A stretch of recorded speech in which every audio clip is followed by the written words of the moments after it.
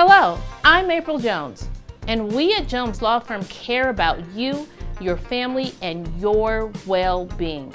That's why we've put together this informative webinar series to answer your questions about life, about the law, about your family. So thank you for joining us, and let's get started.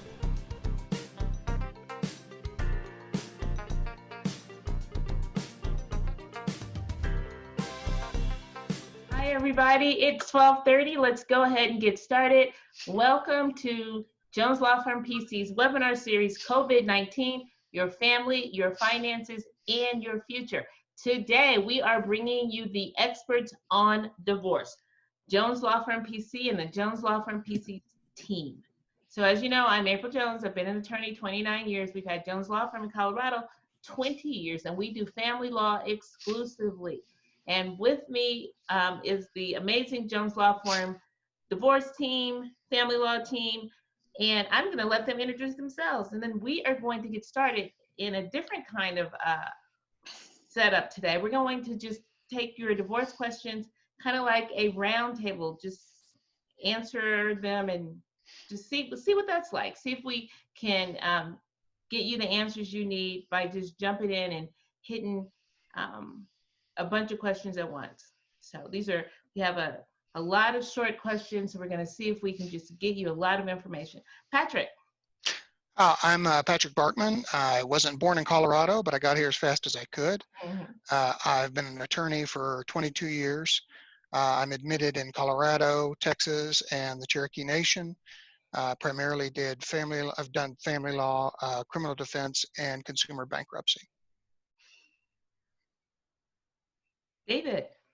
Hey, good afternoon, everybody. My name is David Collins. I've been an attorney for 16 years. I have a background in criminal prosecution, immigration defense, and family law. And I specialize in divorce, parental responsibilities, and adoption. Erin Young. Yes, good afternoon, everybody. Much like David, I've also been an attorney for 16 years. I've been doing family law almost exclusively for the past approximately 5. And prior to that, I did civil litigation, and I was also a criminal prosecutor. All right, so what I want to do today, you guys kind of get what I want to do. I just want to kind of jump right in, kind of simulate a team meeting almost. You know how we just all, if we can figure out how to do it without talking over each other, because I think we do that a lot in the team meetings too. But just a lot of information to go through quickly. So sound good? Yes. Sounds good. Yep. All righty.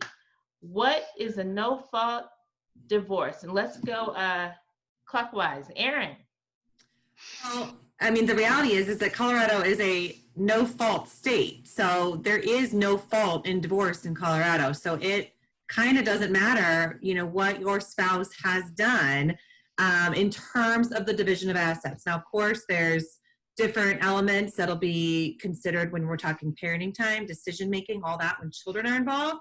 But in terms of a pure divorce, division of assets and debts, it means that the parties' actions are not considered in making those decisions. What is an uncontested divorce? David.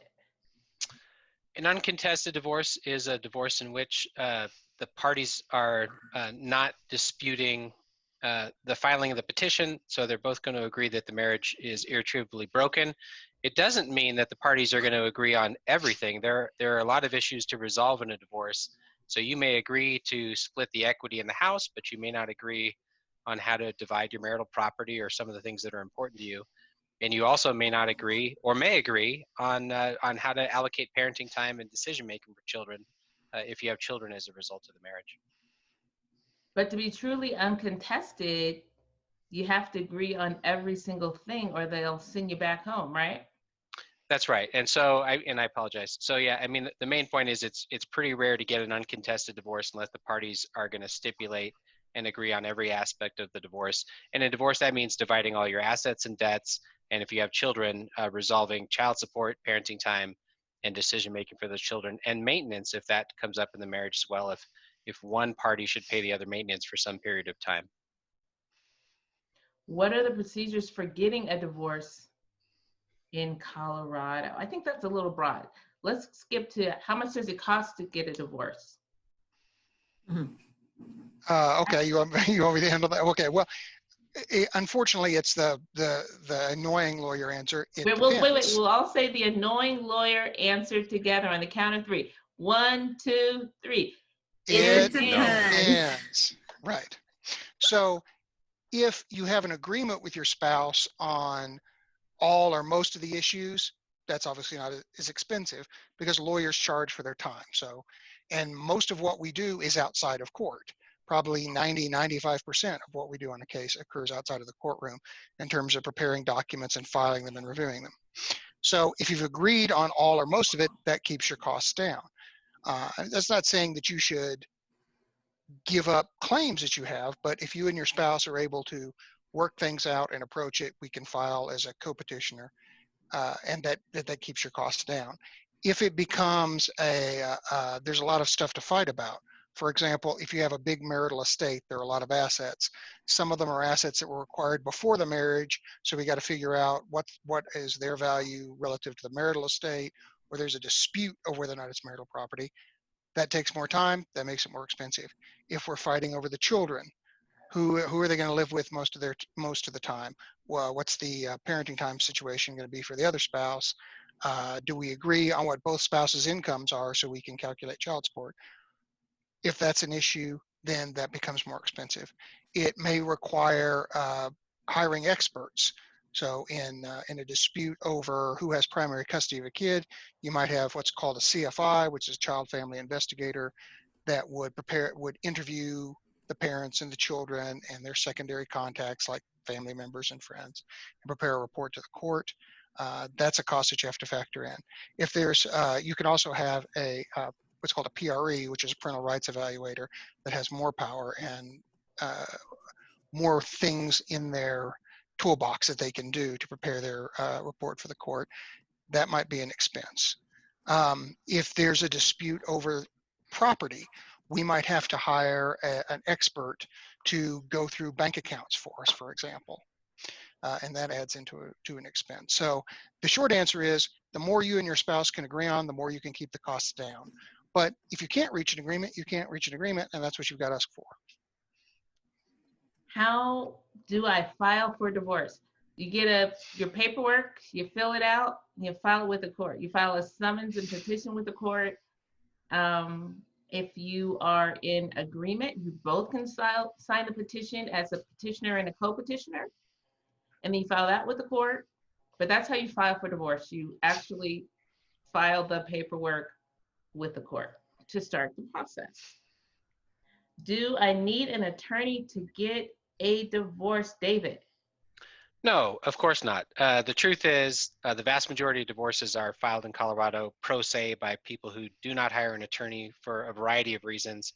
However, many people do hire an attorney because of the complex legal processes involved, and particularly if the parties are in dispute about something and just want the experience and guidance of an attorney to help them understand, the scope of parenting rights and parenting time and decision making. So no, I think most judges would tell you that a lot of their docket is pro se parties, but I think a lot of judges would also tell you it's helpful to have an attorney on the case to help people understand the process, the timing, and the sequence of events that occurs with any divorce. How long does it take to get a divorce, Aaron? Well, again, that's one of those annoying lawyer answers where it depends. I mean, there's a required period, so you cannot get divorced until the 91st day after filing.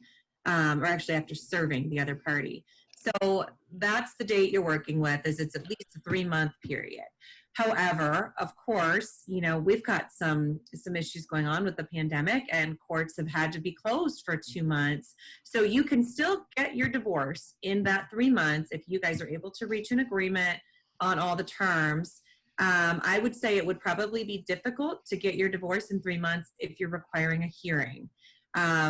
So again, it depends. Even without the pandemic, if you need to have a hearing, I would say it often does not happen that your hearing is within 3 months of first filing for divorce. So it just depends on how contentious it is, how many experts need to be involved, all the kinds of things that make it depend on how much a divorce costs also contribute to how long it takes to get a divorce. What's the soonest you can get a divorce, David? 91 days. And that would really occur almost exclusively in an uncontested divorce where the parties are agreeing on everything and don't have to do some of the procedural requirements that come with divorce. And just for an example, and to say why 91 days is really not that realistic, if you file a petition for divorce today, you have to serve the other party.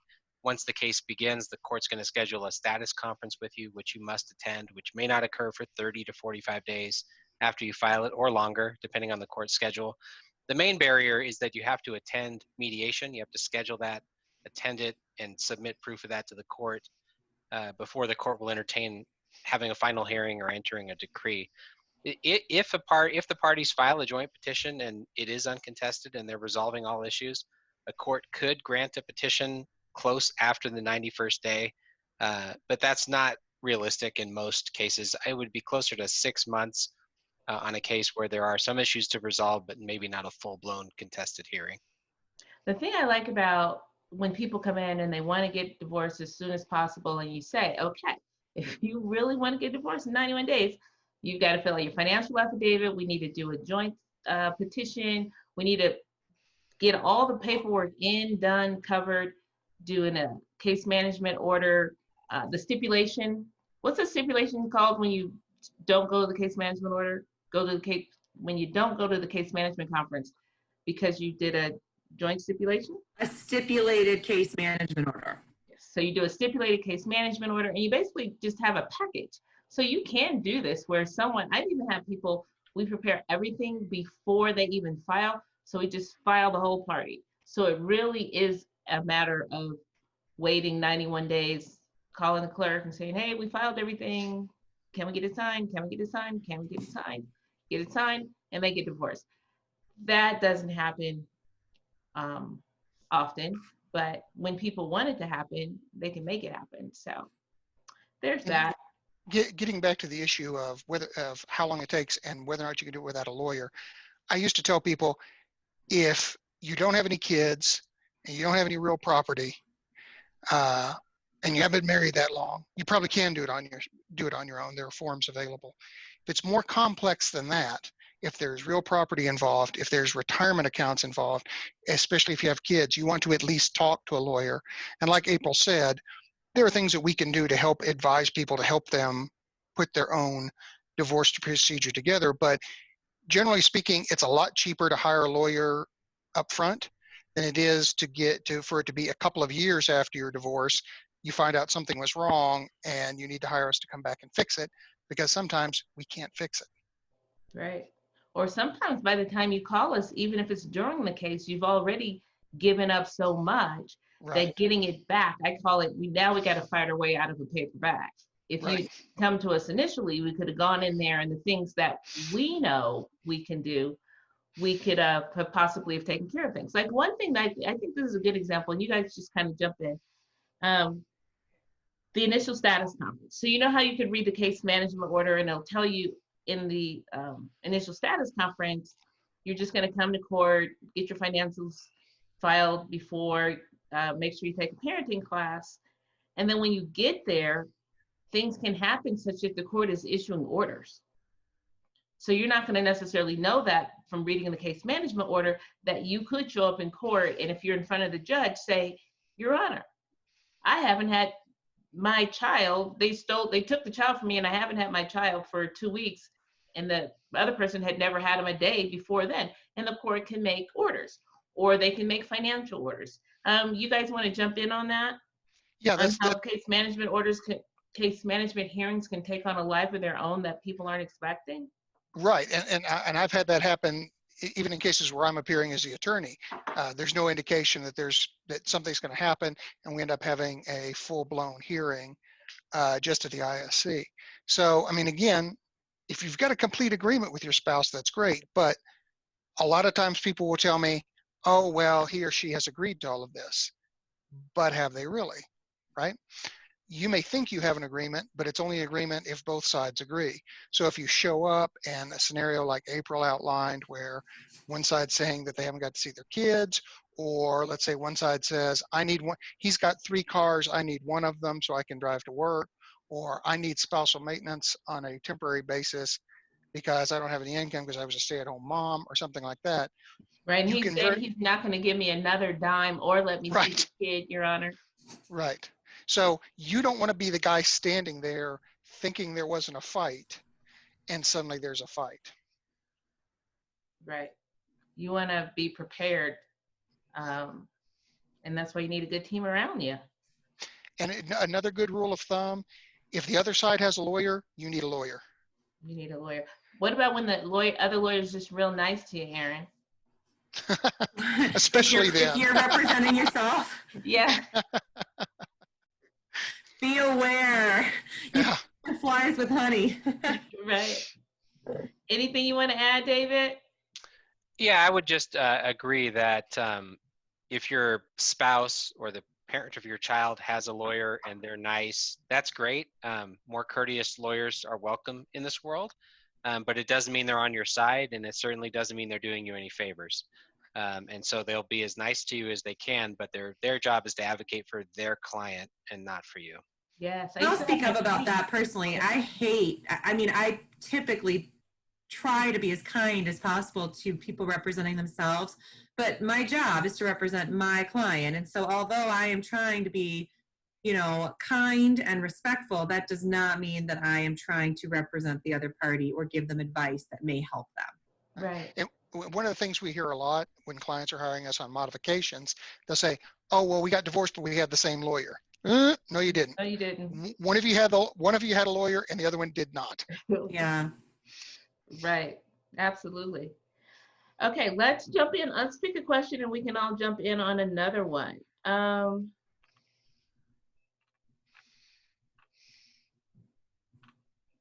How do courts divide property in a divorce in Colorado?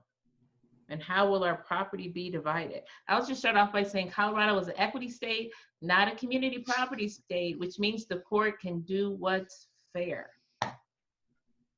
Right. Yeah. And that's an excellent point. And that was one of the things that I had to readjust my mind to, because I started out in Texas. Texas is a community property state. So the division of property is almost a foregone conclusion if you're getting divorced there. That being said, Colorado tends to be a 50-50 state. Yeah. But there are circumstances under which it would be awarded differently.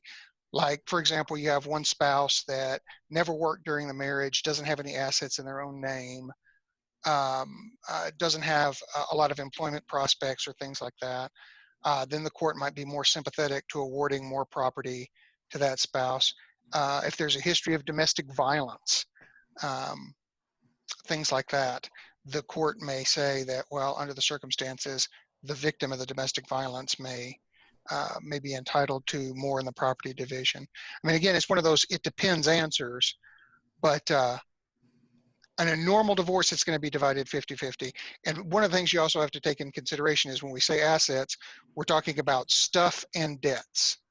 So you'll have a spreadsheet that we actually prepare that'll have the assets of the marriage that were accumulated during the marriage and the debts that were accumulated during the marriage. And the goal is at the bottom of the page, they more or less equal out, unless there's some special circumstances where we could argue to the court that you should be awarded more than half, or we're trying to defend against the other side, saying they should be awarded more than half.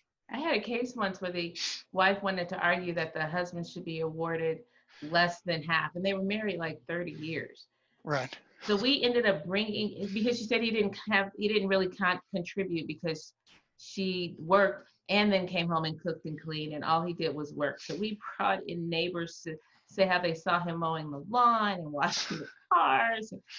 It was a little reality TV show-ish, but that's what happens when you want to try to argue what's called contributions, when the court can look at what's fair. And that the judge did 50-50, but it was an argument that the other side can make, and she was just particularly angry and hurt and wanted to force him to have to bring in his friends and neighbors to claim otherwise. What do you want to add, David? So I agree with all of that. I would just bring up that debts are just as important as assets in the division. and that, you know, a lot of our clients end up having, you know, 5 or 10 credit cards between the two parties. Generally, if the debt was accrued during the marriage, it's divisible. An example of where I've succeeded in showing a debt is not divisible, my favorite example is the Ross discount store credit card, where my represented the husband, the wife wanted him to take on $5,000 of a $10,000 debt from Ross. We were able to use legal maneuver of discovery to get records from her purchases for 2 years. And it was 2 years of purchases for women's clothing. And so the court decided he wasn't going to shoulder half of that debt because the purchases were not for the household. So the message there is that debt that's accrued for the advancement of the household is generally going to be considered marital debt. But if you can show that someone acquired debt specifically for their own benefit and not for the household, you may be able to argue that it's not marital debt. And you know, there's another thing to think about with property is not necessarily always just the big expensive items like a house or a car or a retirement account. There can also be stuff that has a big sentimental value that people will fight over. It may not be worth that much. The example that I've used for decades since it first happened was I had a party that was fighting over Elvis Presley Memorial Salt and Pepper Shakers that they got at Graceland on their honeymoon. And they were both bound and determined that they were going to get those salt and pepper shakers. And this is back in the days when you couldn't just buy it off of eBay. You had to go there and get it. So if it's something that means a lot to you, that might be something to take in consideration. It might not be worth that much, but it has strong symbolic value for you. Well, one thing in terms of property that I find myself saying a lot over the years, and I have pets, I've had lots of pets, I love my pets, and I still have to tell my clients, you know, your cat is like a couch, your dog is like a couch. It's property. To the core, it's property. And so if you want to have sentimental decisions made, then the two of you need to get together and make those decisions yourself, because I've seen the court call the bailiff for a coin, flip a coin. And then you see people start, you know, trying to work things out because they love the dog and want to share when they couldn't have thought of that on their own. Erin, anything you want to add? Well, and correct me if I'm wrong, but I think we talked about the fact that we're not a community property state, that we're an equity state, but I'm not sure that we explained exactly what that means. Because oftentimes most married couples, or I shouldn't say most, oftentimes married couples, their property it's all been accrued during the marriage. Sure. You bought your house together, you accrued your debt together, your cars have all been purchased during the marriage. So it is just kind of dividing what's out there. However, you know, when people come into a marriage with significant assets, which often happens, then it's a little bit of a different situation, because then we're kind of dividing the marital portion of property versus the separate property. So for instance, if somebody comes into a marriage with a house, that is their separate property. However, the marital portion is the increase in value during the marriage. So in order to determine that, you often need a dual date appraisal. You'll need an appraisal from the date of marriage, and then you'll need an appraisal from today. And that's how you determine that. So that's just an example with a house. But I mean, it's the same thing when you come into a marriage with an existing 401k or with a car. That is yours, but to the extent it has increased in value, that is marital. And we all need to be aware of that. Yeah, that's very important. You know, people come to see us, and how many times do we get somebody who's like, this is mine. This is my pension. It's right here. It's in my hot little hands. I'm the fireman who rushes into the fire. I'm the football player who takes the hits. Mine, all mine. And also they always want to say it's in my name. They think that it's their name, that it is solely theirs. And that is also not the case. Anything you want to add, David? Yeah, I would just add that even though the parties have multiple assets to which they may have equal right, the parties can agree that the wife may get more from the house but less from the husband's retirement. The court is really interested in the word we keep using, which is equity. So as long as each party ends up with their fair share of value, the parties can actually negotiate how they divide that in a way that serves both parties. And I bring that up because a lot of parties want to maintain the marital home so that the children don't have to move to a new house. They're obviously going to move to one new house because one of the parents is moving out. But if they can reach a deal where one parent will keep the marital house, and in exchange, they won't take their share of someone's retirement or some other asset. You can reach that agreement and come to a resolution that way.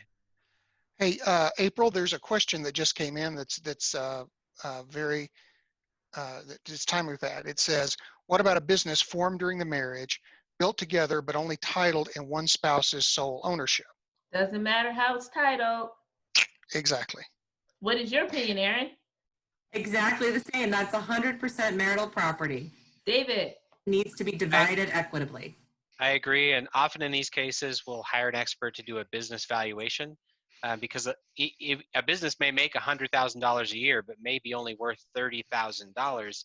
That's why you need an expert to tell you, what is the business worth, because then divide that in two, and that's what each party's share of that is. Right. Anything you want to add, Patrick? No, I think that's absolutely correct, and that's definitely a scenario where you're going to need a lawyer. Right. So it doesn't matter, property that's acquired during marriage doesn't matter how it's titled. Right. If you acquired it with joint funds, or you thought of it together, like it sounds like with this business, you thought of it together, it's your baby, it's you guys' baby, doesn't matter how it's titled. For the purposes of the divorce court will divide it the way we've been talking about here today. And that's the thing that people use. I mean, guys, weigh in on this. People will use that as a club. Business, my name, my business. It's just like, no. Right? And some things are just not intuitive. And the way you run your relationship in your marriage, what's mine and what's yours. I mean, that might work during your marriage, but the divorce court isn't following those rules unless you have a prenup or a prenuptial agreement or a postnuptial agreement. And both of those documents allow you to opt out of what the law would do if that's what you choose. And we do those too. And if you're planning on getting married and you do have a business and some significant business interests or a lot of property, that's something you might want to consider. I mean, it's not a dirty word to say you need a prenuptial. You're just protecting your legal rights going into the relationship. And we can advise you on that, help you draw one up. Even if you're already married, Colorado law allows you to do what's called a postnuptial agreement between the parties. There's a lot of procedure that you have to follow to do it, but you can make an agreement between the parties saying, in the event of divorce, this goes to me, this goes to you, this is going to be my sole property, and so forth. And I've actually seen people use those to save their marriage. Let's say your ex has like a gambling habit and you don't want to be responsible, but you do want to stay with them while they try to work it out.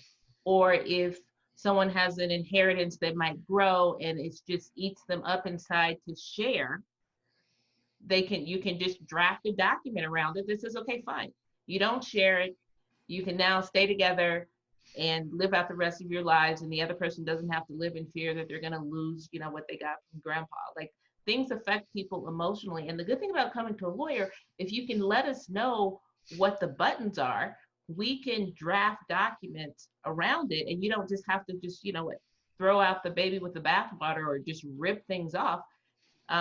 Just rip off Band-Aids. We can make it so that everybody can get a good, decent portion of what they want. What do you think, Aaron? No, I mean, I think that's 100% accurate. I've had clients that, they thought they might want a divorce, then they decided to reconcile, but as a process of reconciliation, it's helpful to reconcile, knowing what will happen if the reconciliation doesn't work. Right. So I've had that happen too. Yeah. I mean, sometimes when people can let go of the fear, then they're freer to just love and do and be. And you can do your prenups in a way, even your initial prenup, where you are only addressing the issue that's your burning issue, which would be, I had this business since I was in college, I built the whole thing.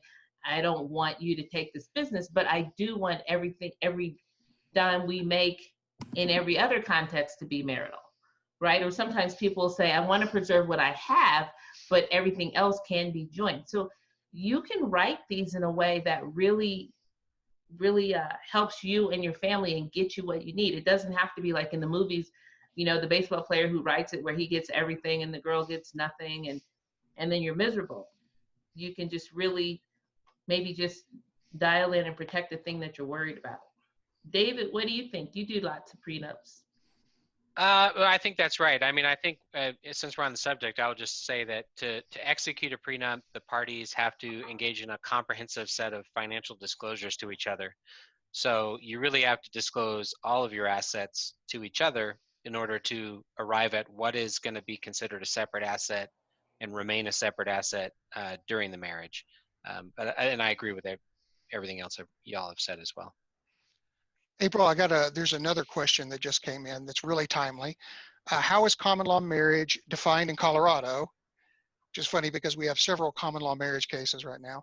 Do both parties have to agree the relationship was like a marriage in order to determine common law marriage? Example, we lived together as married, didn't file taxes together, no joint financial accounts, but raised children and presented to the community as a family.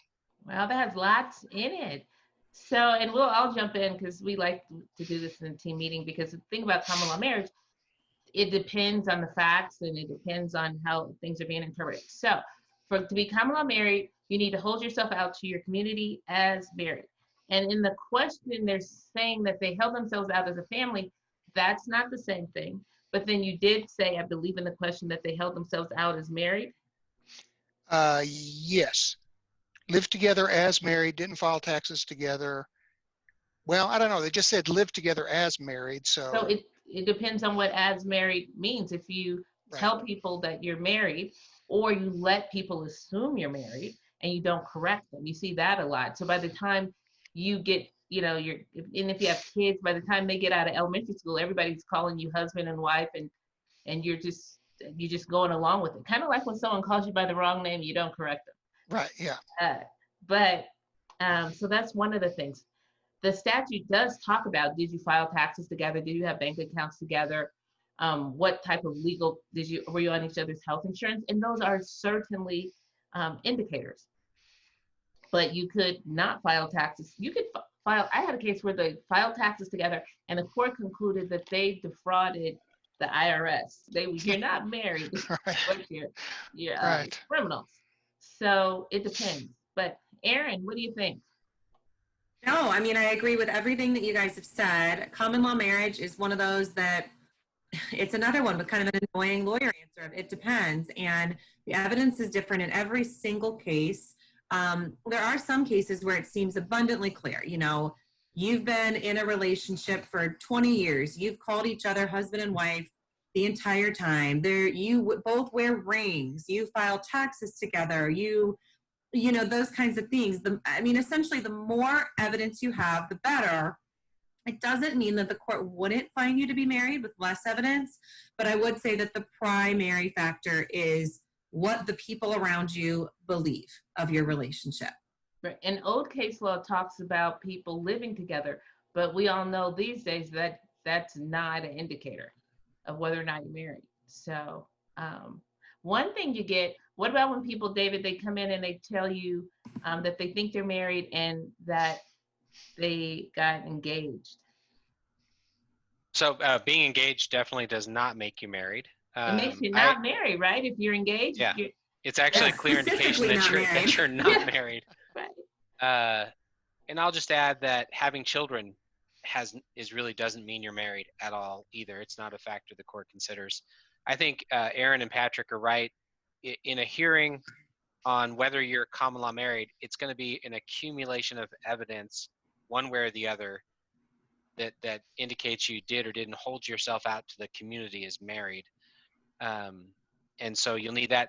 One thing to note is if someone files a petition for divorce against you and you were never legally married, you can ask the court to hold a preliminary hearing on the issue of whether you're married before you have to go through with the whole divorce, which is really helpful because divorces can be time-consuming and costly.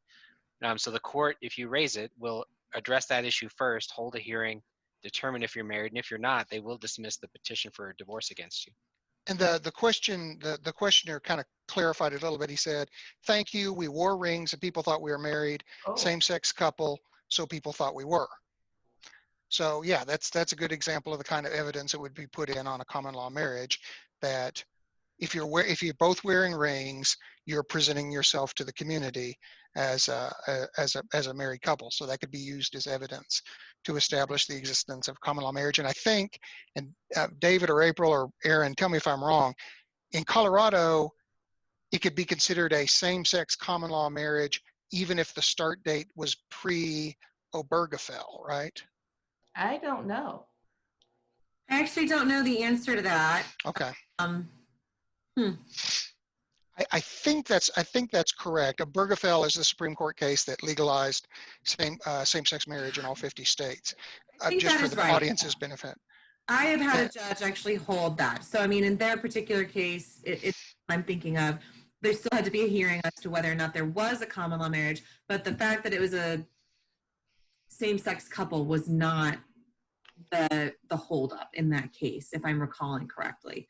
But I do believe the person who was writing in, you know, they're saying that people believe them to be married. And as April said, that's really important. But, you know, I guess I would still be most interested in what did you tell people? Did you call this person Right. your wife? You know, do you have emails, text messages to other people saying, hey, I just need to talk to my spouse real quick, or, you know, that kind of thing. Were you Facebook official? What? Were you Facebook official? Right, exactly. Did you update your status? Right. Huh. Yeah, I would ask people, what did the pediatrician think? What did your doctor, what do your coworkers think?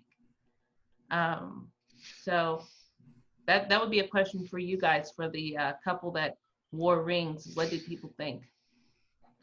I once had one, and I brought the pastor uncle in to talk about Thanksgiving and what they thought the couple was during Thanksgiving dinner. And he actually ended up saying, couples these days, who knows what they are? And I said, thank you, sir. You're a witness. That's right. At the same time thinking, really? Really? But yeah, that's what common law marriage hearings can be. They can be messy. Right, because it's always something bad is happening when you're having to argue about whether or not you're a common law marriage. Either somebody's passed away and you're disposing of their estate, or the parties split up or something like that. It's usually not a happy circumstance when you establish a common law marriage. Right. One person says they are and the other person says they aren't. I had a couple where I did their custody case, and the client who came to me, the guy, after there had been a determination of a marriage, the whole entire years that we fought over this kid, he stayed angry that the ex tricked him and the court into believing they were common law married. So he would always say, I had to give you half of my house. And she'd be like, I'm sorry. And I'm like, wow, you really did that to each other. So it can work, you know, the other way. Like, you can get hit and bit. So be careful out there. Right. There's another question about a follow-up question about businesses. Do we want to do that one? Sure. Is this the same follow-up to the question about the couple that had a business together that was only in one name? Right. Yeah. The person asks, follow up to first question, if neither party wants to be bought out of the business, what might the options be? Perhaps continuing to split profits moving forward. Is there any way around a buyout? Yeah. Aaron, yeah. You see you nodding. Yeah, no, the answer is yes. I mean, honestly, courts, from my experience, they are very open to creative arrangements if it means that the parties can work it out between themselves. And they will tell almost every couple I've ever had in front of a judge, before we go to hearing, we'll advise both parties, you guys are probably better able to reach an agreement that makes sense to you than I am by listening to your testimony for an hour, 2 hours, 4 hours, whatever it may be. And so they are very encouraging of that kind of thing. So yeah, I mean, the thing is that oftentimes most couples don't want to be tied together financially for the future. And that would really be for, I mean, the foreseeable future. There wouldn't necessarily be an end in sight.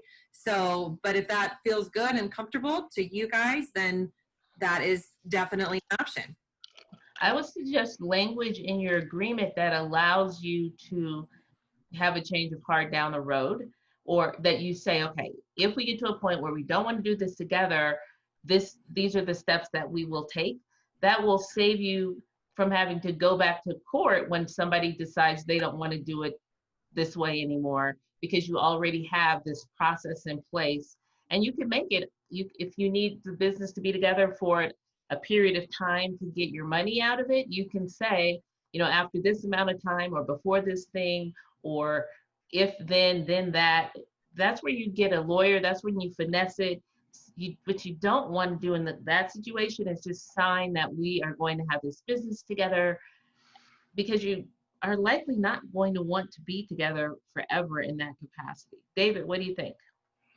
I agree. We often have clients ask us, can we still co-own the house together, so that, for a variety of reasons. And the question is, how well do you get along? Right. Are you really going to want to be involved in a mutual investment? Right. A lot of the folks that hire us are not getting along. That's part of why they're hiring us. So we rarely recommend that they stay invested in the same business or property or asset of any kind, because they need to disentangle and move on with their lives. But if you want to stay together, or stay in a business, or keep your house together, or keep the car together, some people even get divorced and continue to live in the same home. Yep.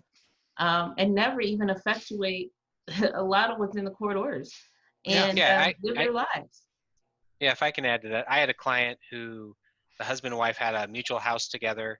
They got divorced, but they agreed to not sell the house for 4 years. And they both, during those 4 years, the house gained a massive amount in equity. And so they both benefited from sitting on the house and keeping it as a joint asset until it was during the recession. So the market had crashed. And then the recovery came, the house regained its value, then they sold it and divided it. Yeah. So if you can be that cooperative, it can really pay off. Some people share. What about the people? This is not the topic today, that this is a custody topic, but I did just want to say, some people stay in the house and do what's called nesting, where the children stay in their rooms and live in the home, and then the parents move in and out on their parenting time. I met someone who'd done that for her entire 15 years of being divorced, and she said they were wonderful friends and the kids were happy and it worked. Right. Yeah, judges are, if you come up with an agreement that makes the two parties happy, the judge is happy too. I had a couple that during the divorce, they bought houses that backed up to each other. They knocked down the intervening fence, and the kid literally ran back and forth between the houses. No judge would have ever ordered that, but it worked out for them, and the judge was happy to sign off on it. And so that's where we come in. We can help you come up with things like that, things that work for you, work for your family, and you don't have to do the cookie cutter thing if you've got other interests and issues that you want to protect and address. Any kind of sign off you want to say, Erin, to folks thinking about divorce and having divorce questions? No, other than that, I think, if you're uncomfortable with the current situation that you're in, surrounding either, allocation of parental responsibilities or divorce, then I would recommend you call in and talk to one of our intake specialists, and, they can give you a better idea of your options in working with us. And if it's not something you want to pursue, then you don't have to pursue it. But if you have kind of that nagging doubt of, I'm uncomfortable, that I know, what's supposed to happen here, then, you may want to at least check out your options, and see if there's somebody, and see if we can help you. Thanks. David? Yeah, I don't think I have more to add to that. Thank you, David. Well, I would just add, sometimes people feel guilty or they feel reluctant to talk to a family attorney because they think, oh, okay, well, this means that's it. It's done. And that's not necessarily the case. We may give you advice. We may be able to do something for you like a postnuptial agreement. And sometimes you file for divorce and you work things out. And in that case, you just come and tell us and we'll dismiss it. Yep. We're perfectly happy to do that. We want to help you. So we're not going to shove you to get divorced or force you to get divorced if you don't want to. We're here to give you advice. Yep. So that's exactly right. We believe in marriage. We believe in happy marriages. We believe in helping people who got unhappy situations. So you won't get pressured to do one thing or the other here. You will be advised on what your choices are. Now, sometimes clients will want to just like give up everything. And what I will say, it's your case. We will do what you want. I work for you. You tell me 3 times. Right. You tell me 3 times that that's what you want to do, no matter what. Then we'll do it. So, well, thank you, team. Thank you for being on and answering questions. We are Jones Law Firm PC. You can find us at denverdivorceattorneys.com. And thank you for attending our webinar. On Monday, we will all be back, or everyone who's available on Monday, we will be back to answer your questions on modification of orders. I didn't ask Erin if she's available. Do you know if you're available to join us to talk about modification on Monday? I am actually not. I have a mediation at 11:30 that's scheduled to last for 3 hours. I started to remember that when I was like, and Erin will be here too. So Patrick, David, and I will take up the torch and answer your questions on modification on Monday. So this Monday only is what, Patrick? Modification Monday. Modification Monday. Okay, we're trying to find something that starts with every day of the week. So yeah, so far we got modification Monday. All right, thank you. And we will talk to you soon. Bye, everybody. Bye. take care. Bye. Thank you for joining us for this webinar. If you or someone you know would benefit from watching a recording of this webinar or any of our other webinars, they can be found at denverdivorceattorneys.com. Thank you, and keep a lookout for future live webinars, and I hope to see you again.